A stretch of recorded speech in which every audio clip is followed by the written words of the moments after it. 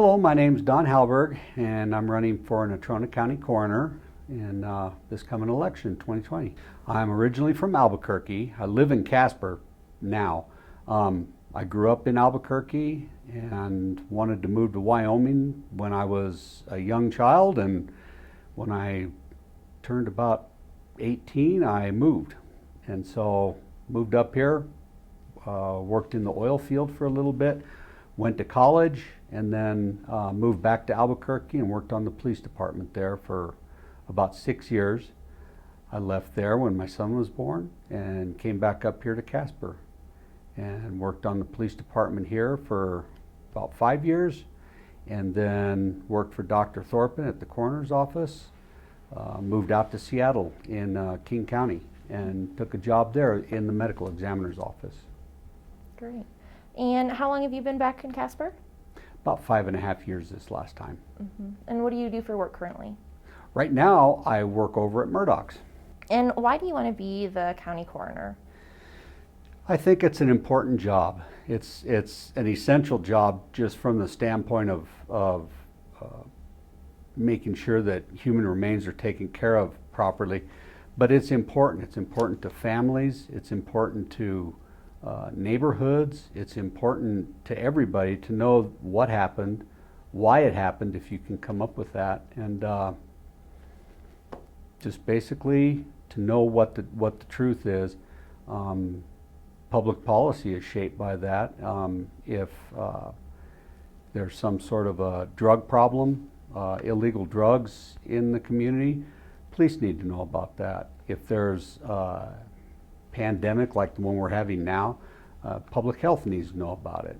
So there's a lot of different agencies, I guess, that are involved in that, and they just want to know the truth. Being a coroner is an important job. And what makes you the most qualified candidate? I've been doing this since 1984.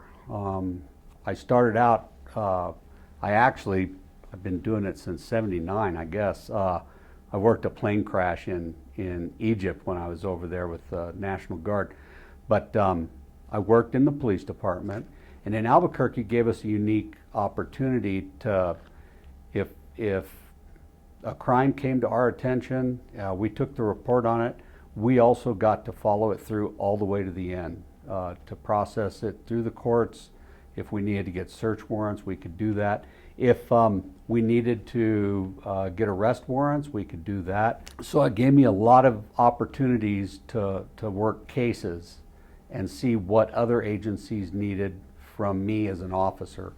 The Office of the Medical Investigator was also in my district, and so every time I had a call that involved a dead body, I could go down to the OMI's office and watch the autopsy, ask them questions, make sure it was I was on track, the same path that they were going with their investigation. So I continued that when I moved up here. I just was able to continue on that track with Dr. Thorpen and continued on in death investigations. I'm hardworking. I think that in order to be a coroner, I think they should be out in the field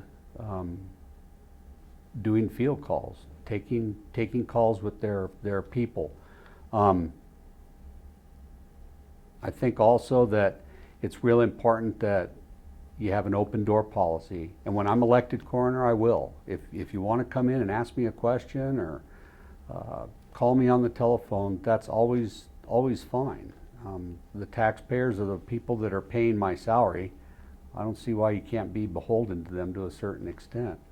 I will tell you that sometimes people get the truth and they don't like the answer, but I believe real strongly in telling people, okay, this is how I made that assumption. I came to that conclusion based upon this and this and this, and I can outline that information for them and tell them exactly where my thought process is going and coming from.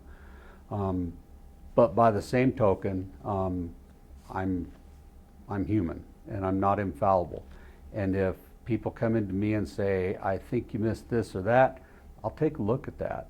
I'm never too proud to admit that I'm wrong, or this is an important deal for people and for families to know what happened.